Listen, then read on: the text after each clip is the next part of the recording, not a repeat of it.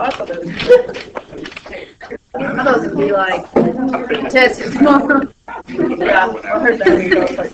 Well, there's kind of a test today, but it's a clicker question, so it's not terrible. So. Okay, so we're going to continue in our notes. We're talking about activation energies and using the Arrhenius equation. What we've done so far in the notes, even though we went a little further than that in our example problems at the end of the chapter yesterday, is how we can take the slope of a line that's a plot of the natural log of the rate constant versus the inverse of the temperature in Kelvin. From that, we can do a linear curve fit. We can find out what the slope of the line is, and we can take the slope of the line and convert that into activation energy by multiplying it by a negative of R. Okay, so it gives us a way that we can calculate the activation energy. That will be next week's lab for us.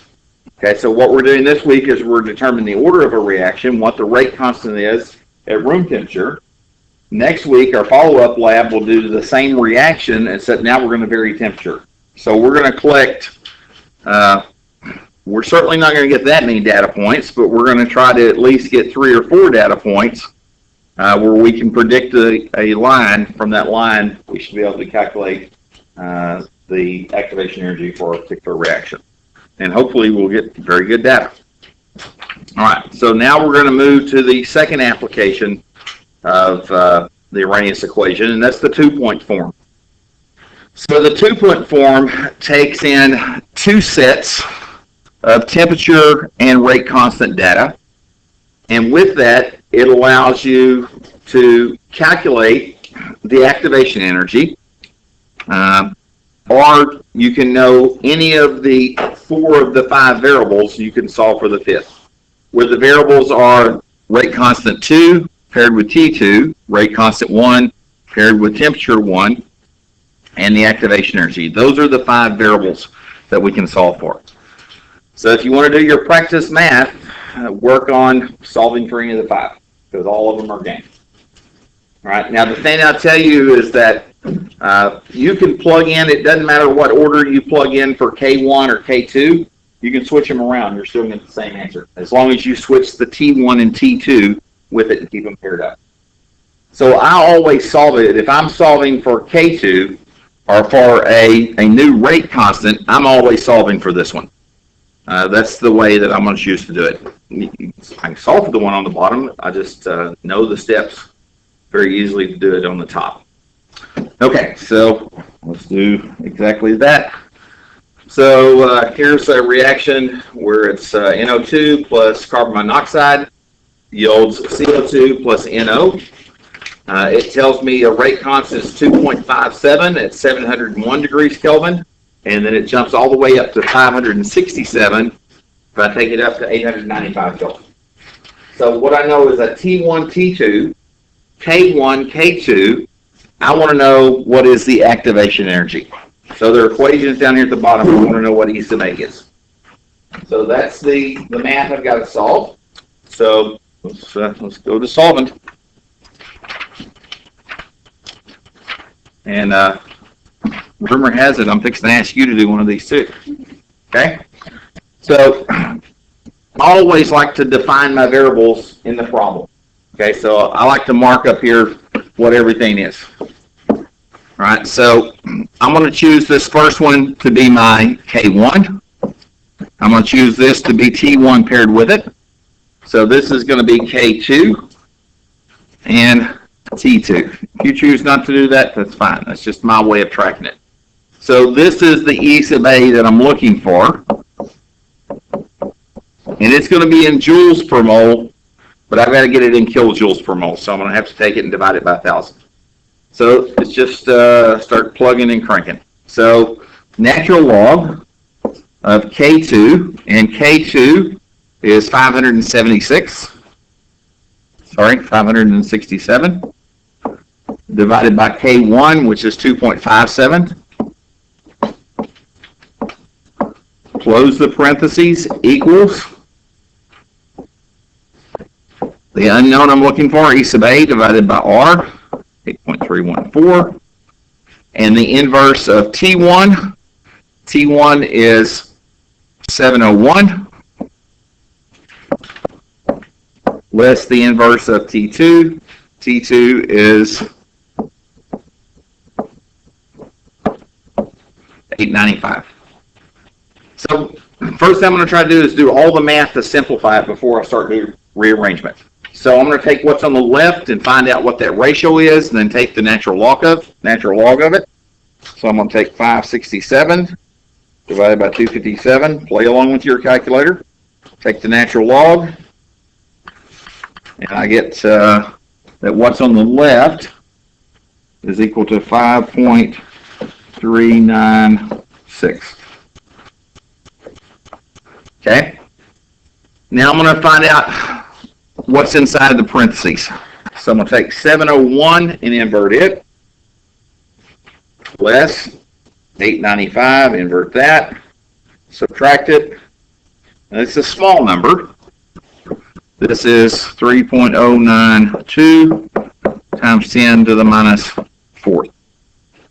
Okay, so now to isolate the activation energy, I'm going to take this that's on the bottom and cross multiply it to the top. So it's going to go up here. I'm going to take this number that's on the top, it's setting up here, and divide it down to the bottom, so it's going to go to the bottom.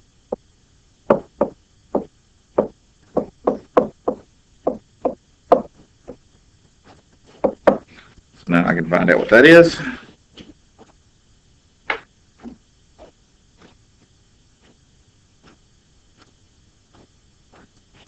That's a big number. So I've got 1.45 times 10 to the 5th. Okay, so if I want to think about that, that's going to be units of joules per mole. If I divide it by 1,000 to get it in kilojoules per mole, it's going to be 1.45 times 10 to the 2 kilojoules per mole. Or I could say it's 145 kilojoules per mole. Okay, question about the math.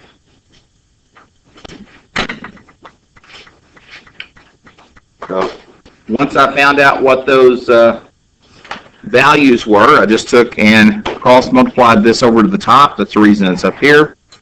This number went to the bottom. That's the reason it's down here on the bottom. And the only thing I'm left with on the right is E sub A.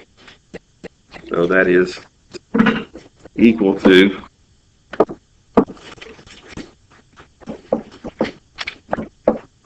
E sub A. Okay. Solving for E sub A is one thing you might ask to do. On this one, I tell you the first order reaction for methyl chloride with water produces methanol and HCl. It tells me the rate constant at 25 degrees is 3.32 times 10 to the minus 10th. I want to know what the rate constant is going to be at 40 degrees if the activation energy is 116 kilojoules per mole. So on this one, the information that I have is I'm given a temperature. Okay, so I've got a K1, and I've got a T1, and I've got a T2, and I've got the activation energy given to me. So what I'm looking for is what is the new rate constant at this higher temp, 40 degrees. Okay, so what's the first thing I need to do to approach this problem? Kelvin. Temperature's got to go to Kelvin. Yeah, so I've got to add 273 to my temperatures. Always look for that Celsius versus Kelvin. Well, I know this one's 298 Kelvin and 40. 313. Thank you. So this one is 313 Kelvin.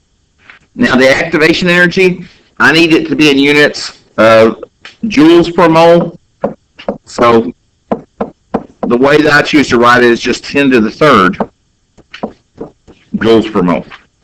Okay, so that's the way I'm going to put it in the calculation. If you want to write that as however you want to do it, if you want to put it as 1.16 times 10 to the 5th, it's still the same number.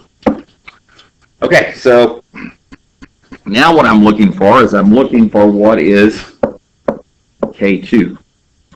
I know what K1 is. K1 is 3.2 times 10 to the minus 10th.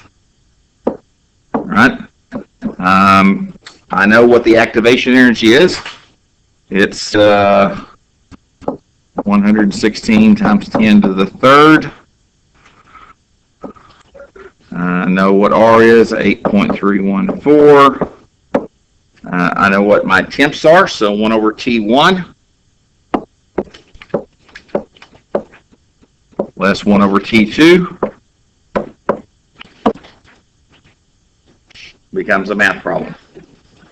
Now, the way I approach to solve this one is that everything on the right-hand side is just a number. So I'm going to start figuring out what that number is. Just doing the math, find out what the number is. So I'm going to do what's in the parentheses first.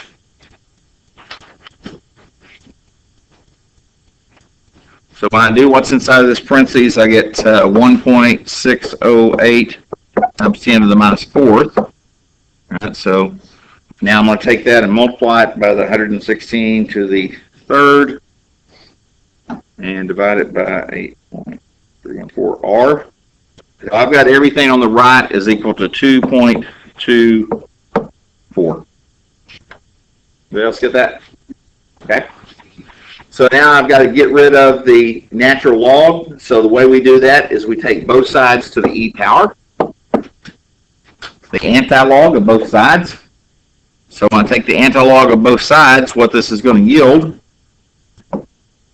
is that K2 divided by K1, which I know its number, is equal to e to the, but I can find out what that is right quick.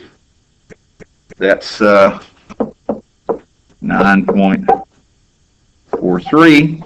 So if I want to know what K2 is, all I'll do is take and cross multiply this term to over here on top. So I'm going to go do that. I'm going to multiply by, so cancel out, 3.32 times 10 to the minus 10th. All right, so now times 3.32 10th. And I get for an answer K2 3.13 times 10 to the minus 9. Okay, so it tells me it's first order. For first order, it has units of inverse seconds for my K value. It's just kind of a mental thing. How can I do to have a clue if that's a right number or not? The fact that temperature goes up means that what should happen to the rate constant? Should be going up. And I went from 25 degrees from 40 degrees, so that's a change of 15. So by the chemist rule of thumb, every change of 10 degrees should give me approximately an order of magnitude. So it went from 3.2 times 10 to the minus 10th to something to the minus 9th. So it's right at an order of magnitude. Yep. What did you do after you found out what the fraction, like you subtracted? How did you multiply that 1.60? This guy? Yeah, how did you get 2.2? Okay, so I took this number times this number. So this is, you want to think of it, this is all of that. So it's on top, and then just divided by that. How did you get, or on the last problem, the activation energy, you were looking for kilojoules per mole. On this problem, you wanted joules per mole. Well, the reason we want joules per mole is R has units of joules per mole. That's why. You got to get the units to cancel out. Right. That's the reason behind that. Good question. What else? So when you did the anti-log, it just made it K2 times 3.32 times 10 to the 10th, and then you're able to divide. So it's still what's inside when you took the analog. Whatever I took the analog. So when I took e to this whole thing, this just cancels those two out. Okay. And I'm just left with what's inside the parentheses, K2 divided by K1. Okay, so then I took K1, multiplied it to the other side. So what was on bottom went to the top, went across the bottom.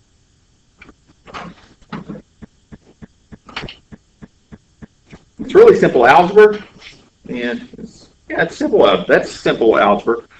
It's the fact when we look at it with a huge scientific notation number, we freak out about it for some reason. Just think about it as an X or a Y, an A or a B. It's not that tough to do. Ready?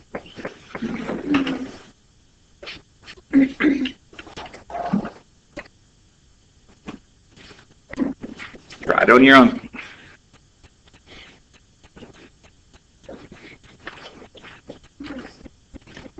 Wait, calculator? Good luck if you can use it, because I can.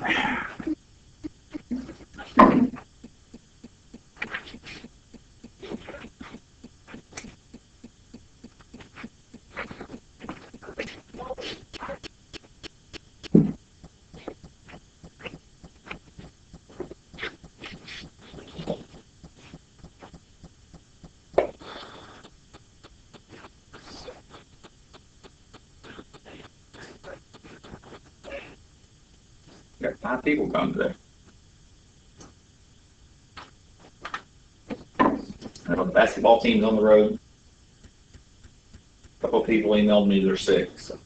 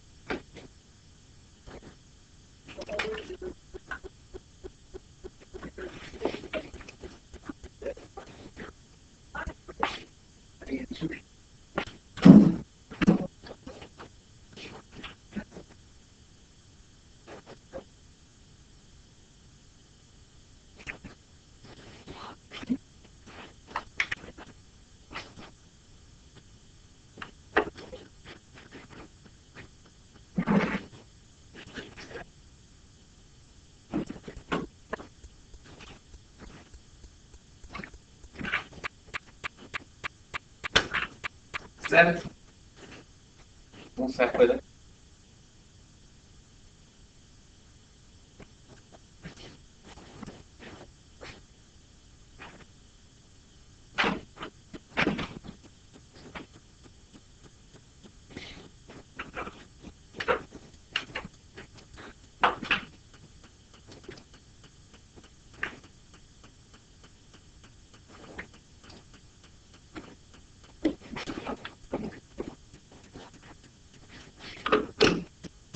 Seconds.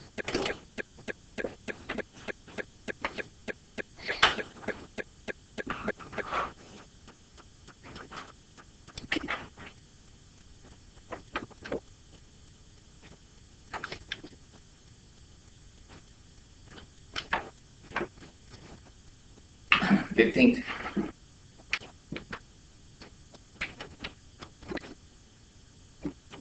Last answer.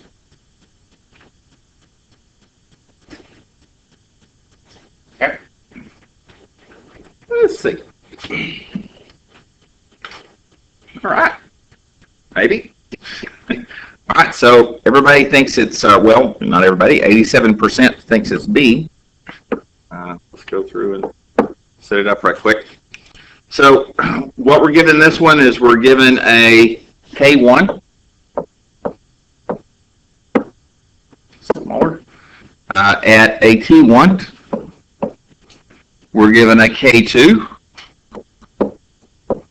at a T2, and I want to know what E sub A is. So I'm just putting the things in the equation. The natural log of, put K2 on the top, so 7.6, K1 on bottom, 3.6 times 10 to the minus, or to the positive fourth. The big one on this one is that it's a big swing in temperature, so it's over 100 degrees. So it's probably going to be a big change in the difference. 8.314. Inverse temperature is already in Kelvin, so T1 is 344. T2 is 219. Find E sub A. So I'm going to start with taking the number that's on the left, that ratio, and then I'm going to take the log of it, and I get a negative 8.382. Now I'm going to take and find out what this number is. I'll store that one. So 344 inverse less 219 inverse equals, and this one is a negative 1.659 times 10 to the minus 3. So now to solve for E sub A, I'm going to take the 3 or the R value and multiply it to the top on this side. So it's going to go up here. And then I'm going to take the difference in the temperatures that's on the top and divide it down to the bottom. So it's going to go down here. Minus 0.695 times 10 to the minus third. All right, so 4, 1, and I get pretty big number.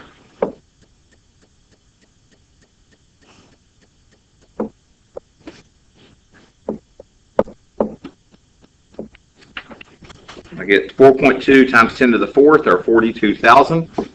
If I convert it to kilojoules per mole, I need to divide by 1,000 because the question says kilojoules per mole, and most of you got this whooped. Okay, so do that on the test. You got 6 points. Okay, questions on it?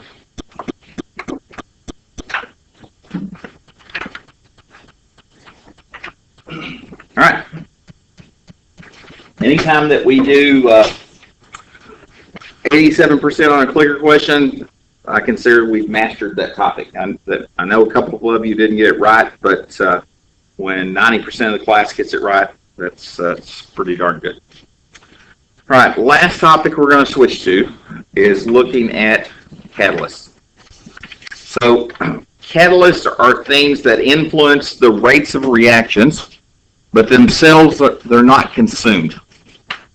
So what a catalyst does is provide an alternative mechanism in which the reaction can occur that allows the activation energy to be lowered. Remember, the activation energy, we said, is the hump, the barrier you have to overcome.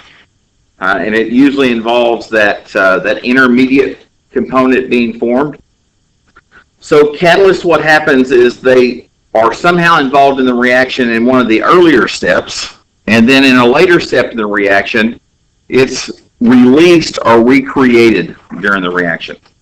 And if we look at an example of something that occurs very slowly, ozone reacts with molecular oxygen at a very slow rate to produce molecular oxygen.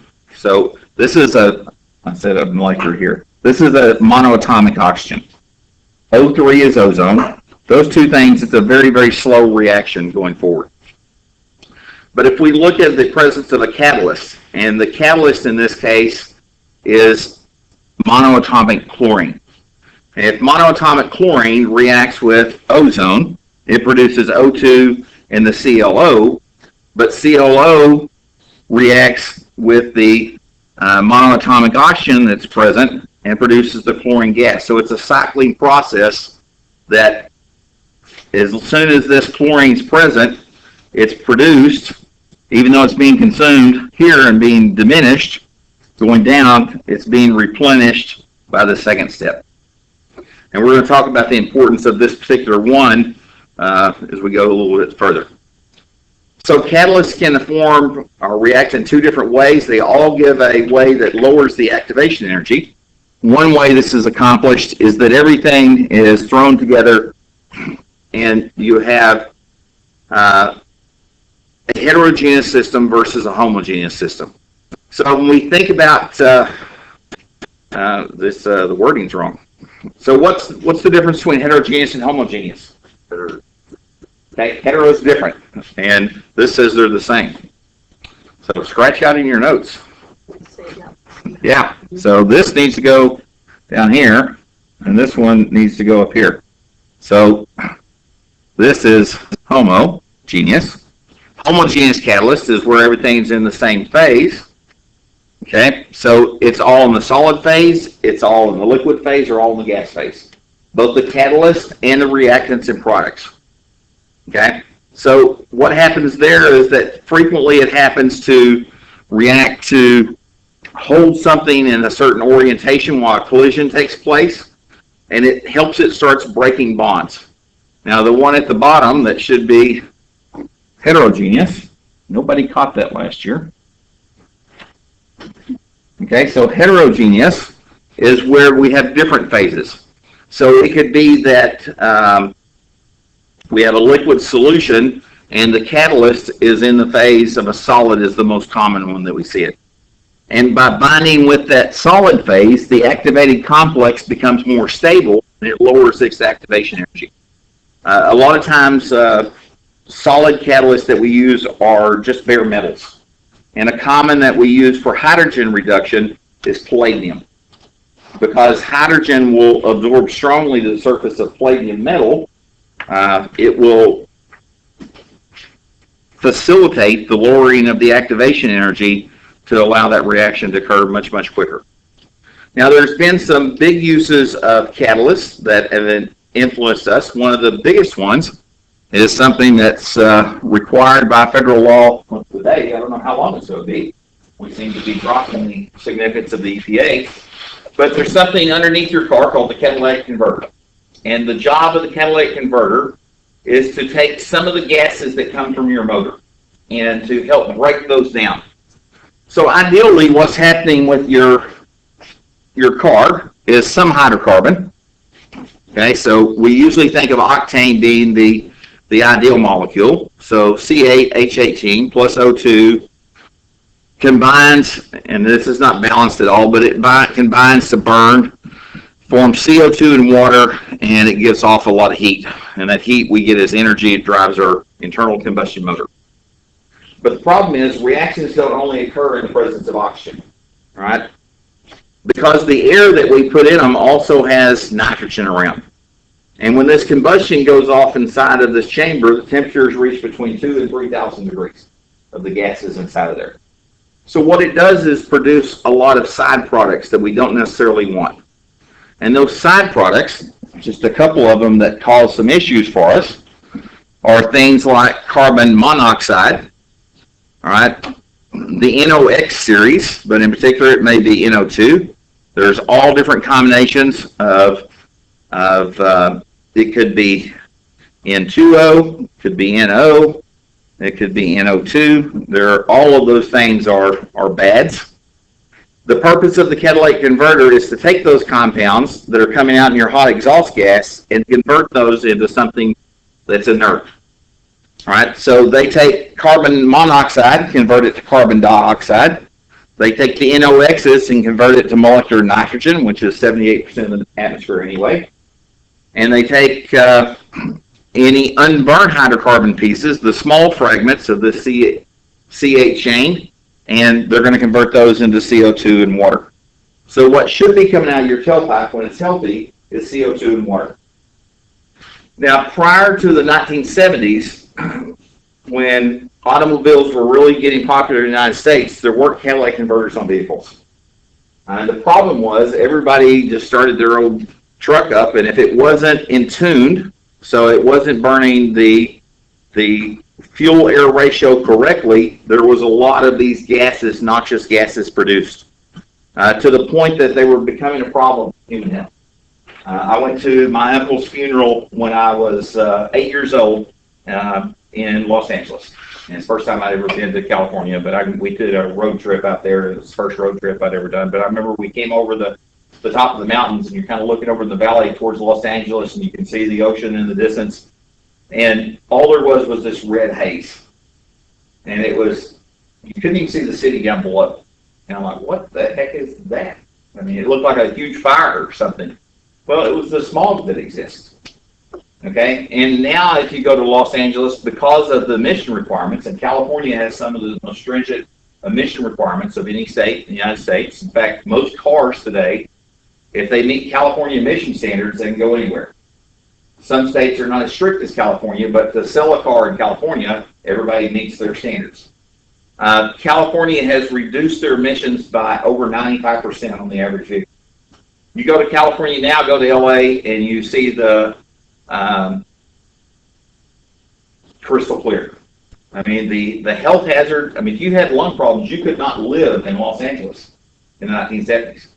Those gases would cause so much infection with your lungs, you were going to perish. You had to get out or die. That was your options. Either that or you stayed on oxygen all the time. So, as to help overcome this, the EPA has required that all vehicles have a catalytic converter on them now. And some states, like California, have they may make you check that your catalytic converter is still functioning like it should, or that you hadn't cut it off to try to get a little bit better fuel mileage. Most cars today are actually designed knowing that back pressure is there, so you actually hurt your mileage if you cut it off. But just to give an example, most of the gases have been produced nationally have been diminished substantially. So the NO2s went down by 60%, the carbon monoxides went down 84%, ozone's down 33%. Now, some states, they check your car's health. I moved back to Oklahoma from Missouri. I lived in St. Louis.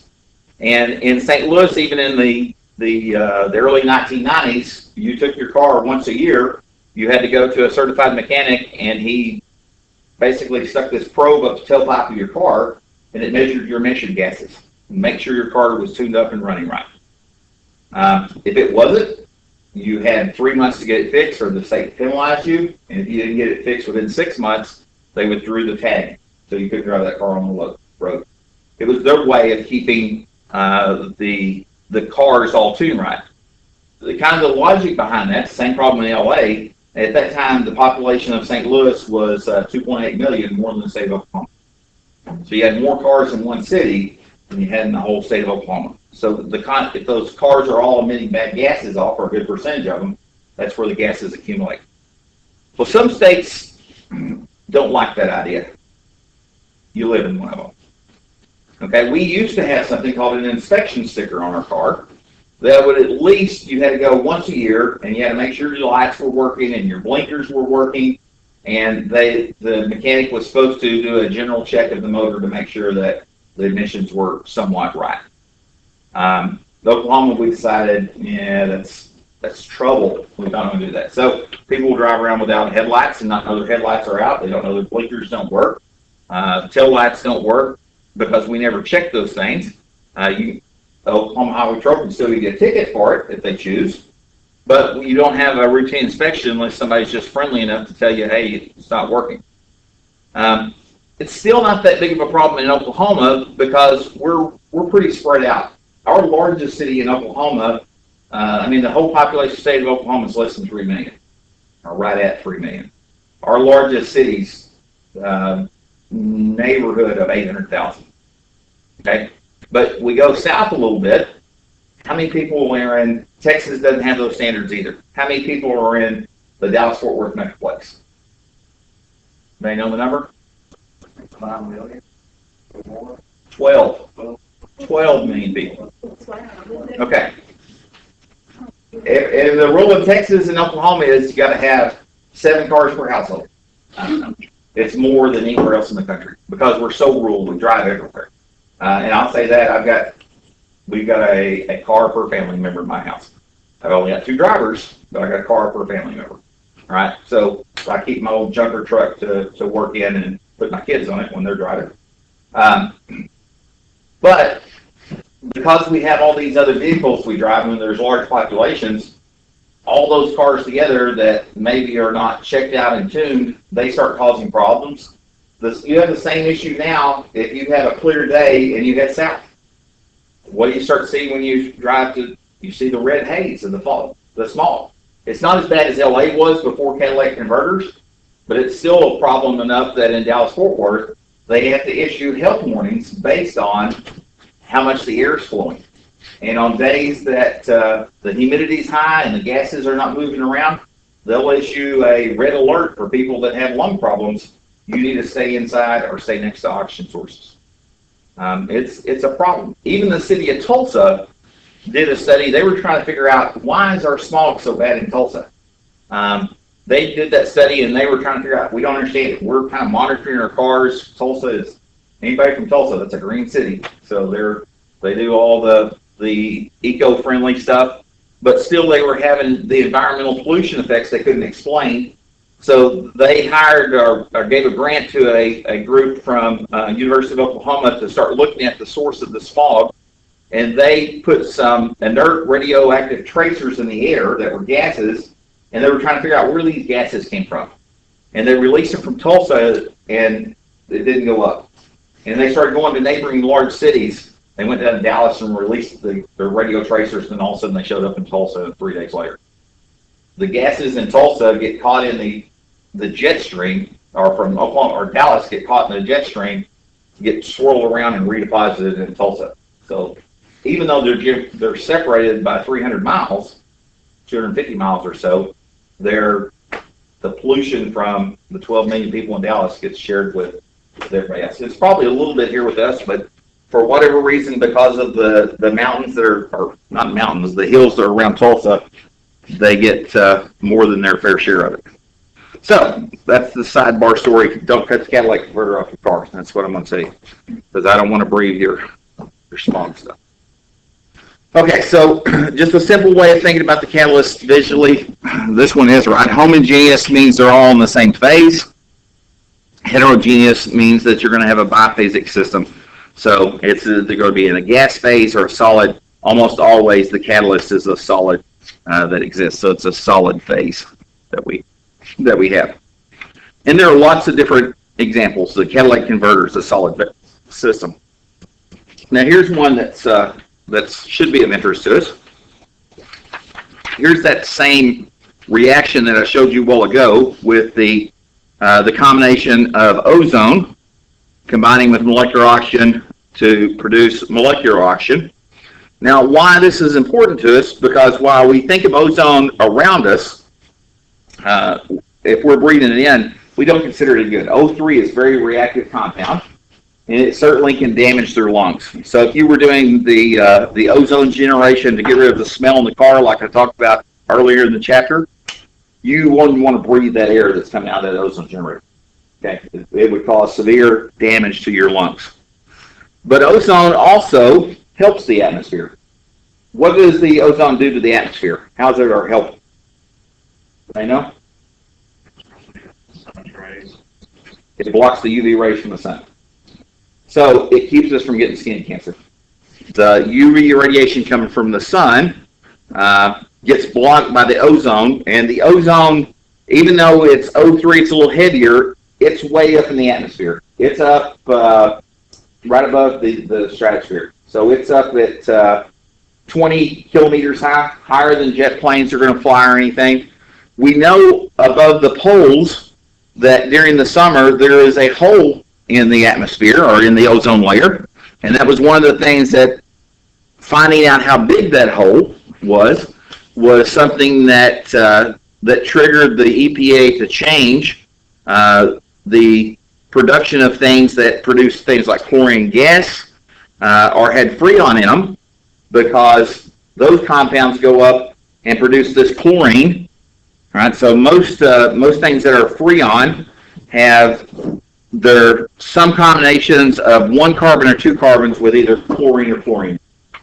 And those things were accumulating in the upper atmosphere, and they were contributing to this hole in the ozone layer.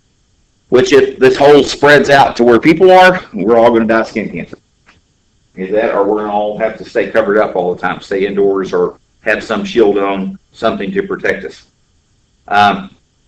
But what happens in these are polar stratospheric clouds, these little clouds that are way, way up here.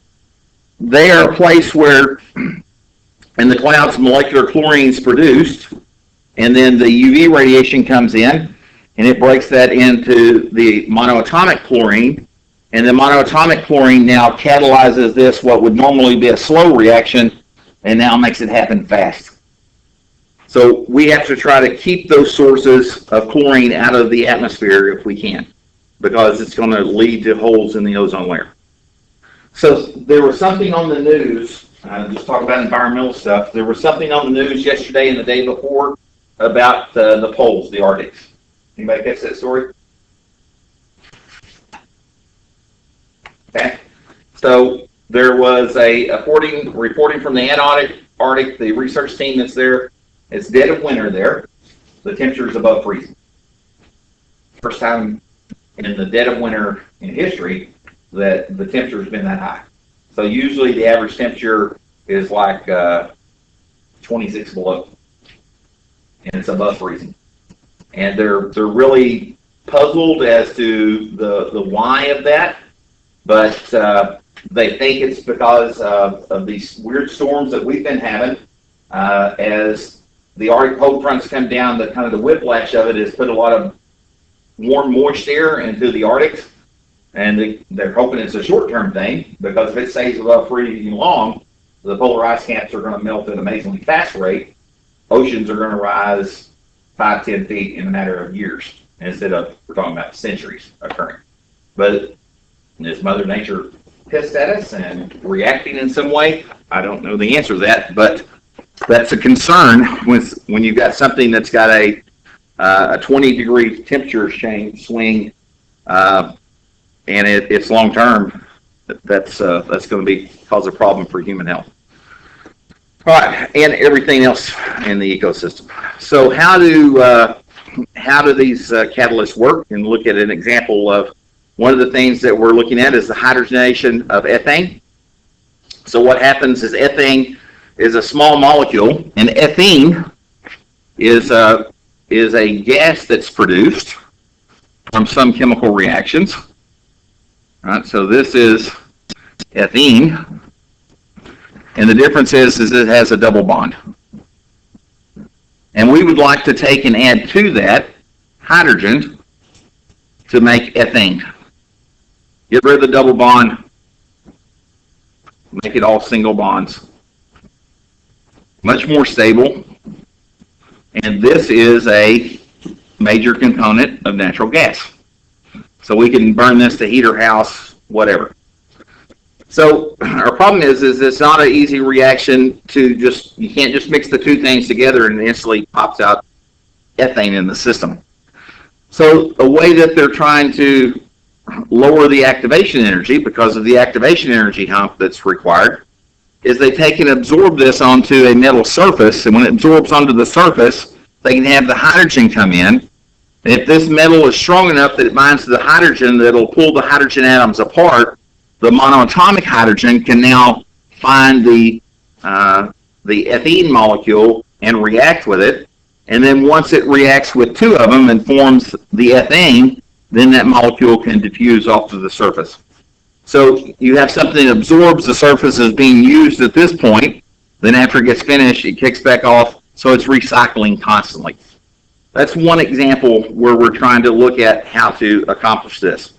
I mean, there's all types of reactions that we're looking at today that involve catalysts that, if we could figure out how to do them, we change our world. Here's the simplest one we can think of.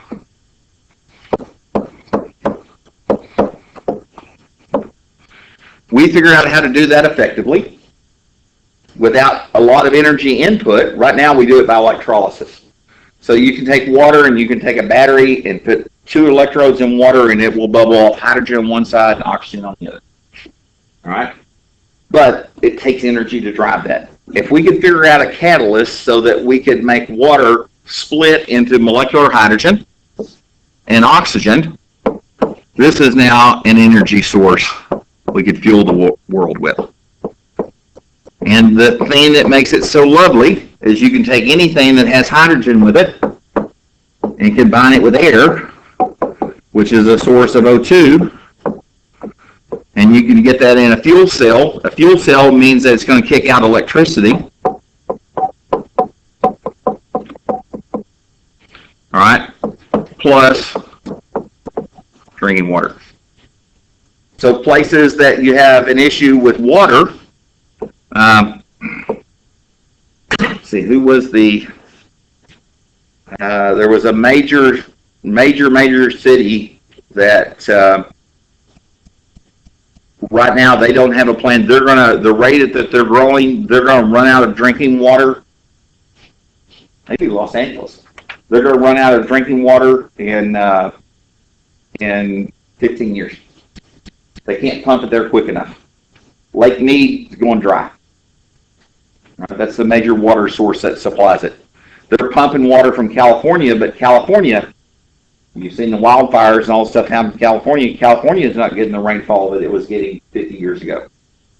So they could use this as a source to produce their, not only produce energy to light their homes, now it gives them their drinking water too. One of you is going to have to admit that, because right now we don't have a way to do it.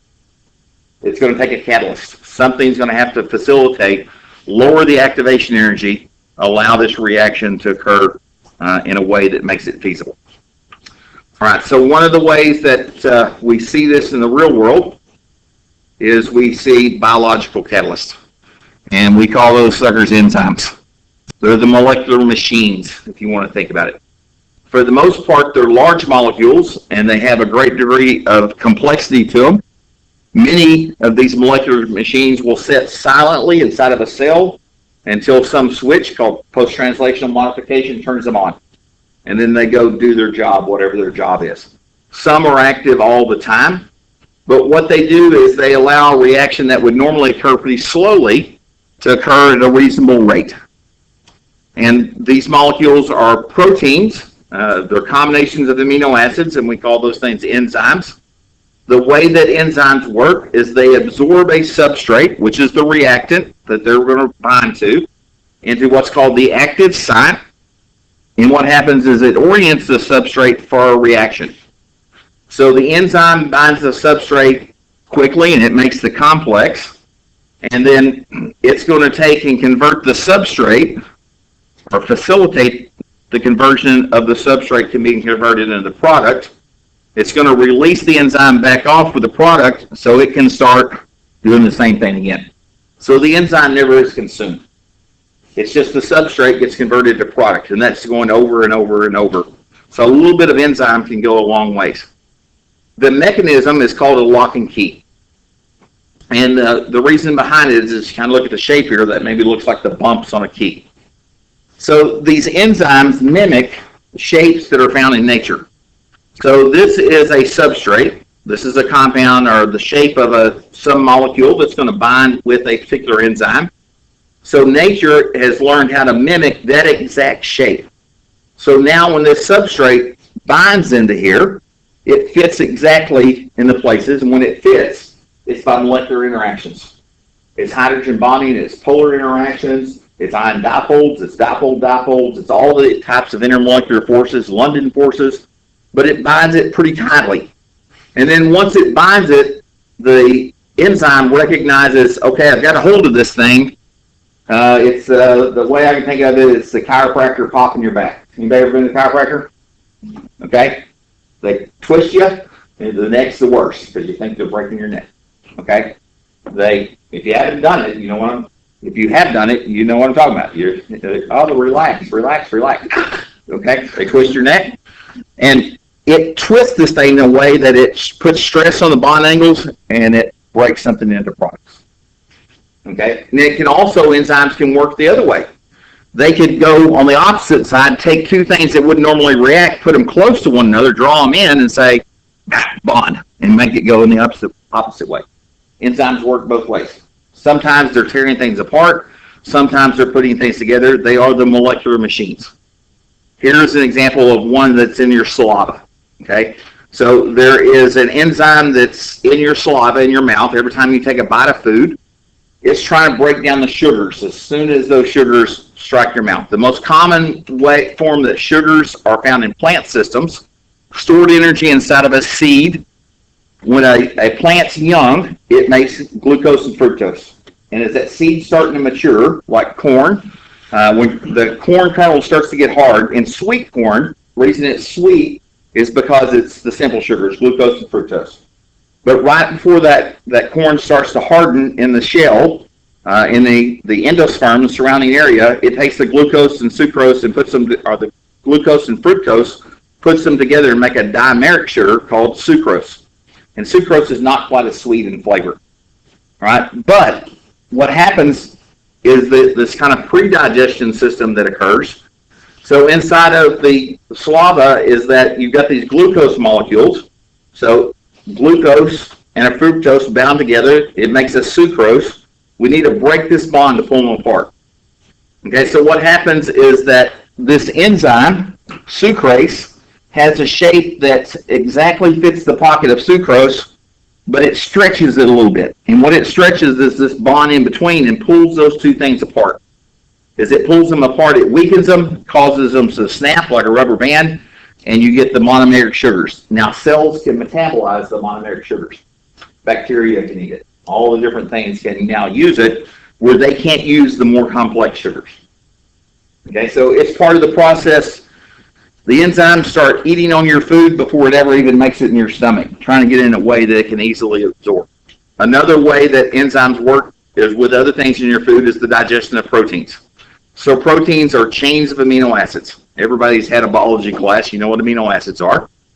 They are connected by what's called the peptide bond. And the peptide bond between amino acids is this C double bond O with an N, and that's what connects the pieces together. That's called an amide bond.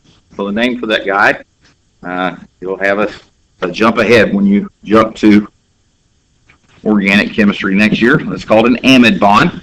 It's a really stable bond. Okay? So that's what's holding together every piece. Every one of these different colors represents a different amino acid in a protein or a peptide.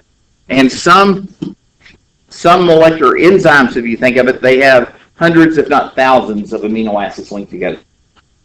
And they have to be linked together in a very specific order for them to do their job.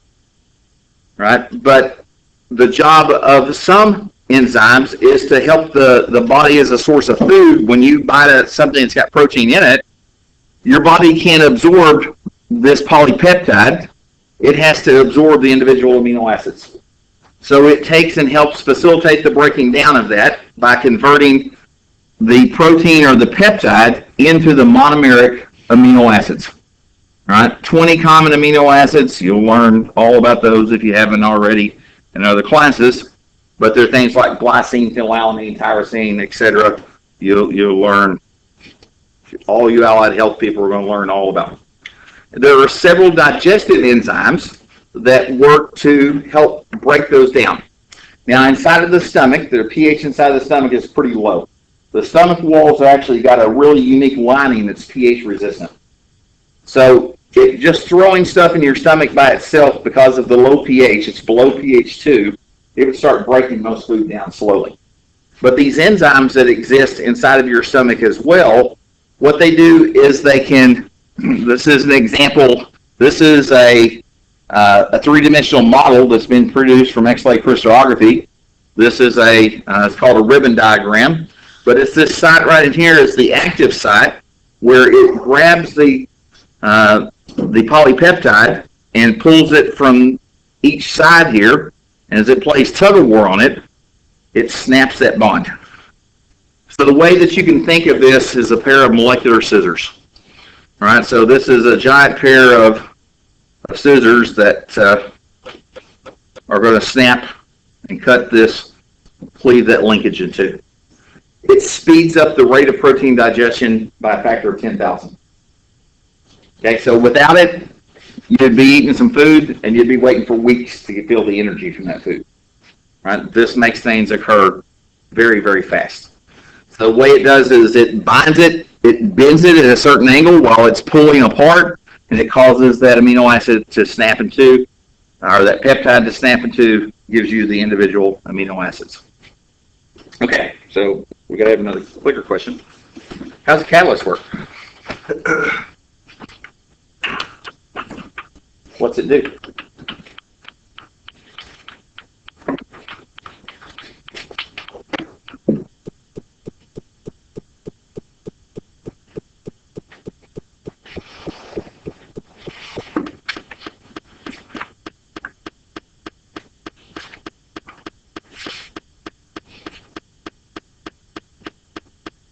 More.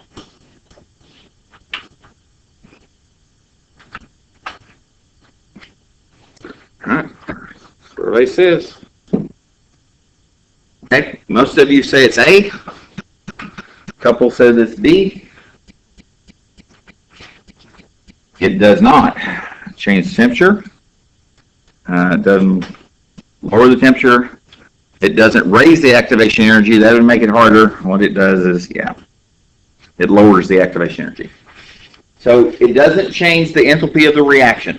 It's still going to give off the same amount of energy. The only thing that it does, if we think about this barrier, so this is initial,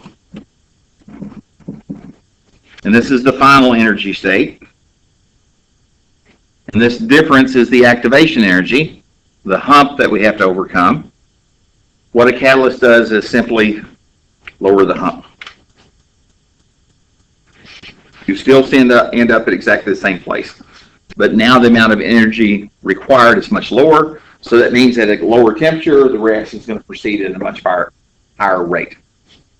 That's how catalysts do their magic. Okay, that is the end of chapter 14. So that takes us starting on chapter 15, which we'll start on Monday. Is that the good news? That's the good news. We're getting out 15 minutes early.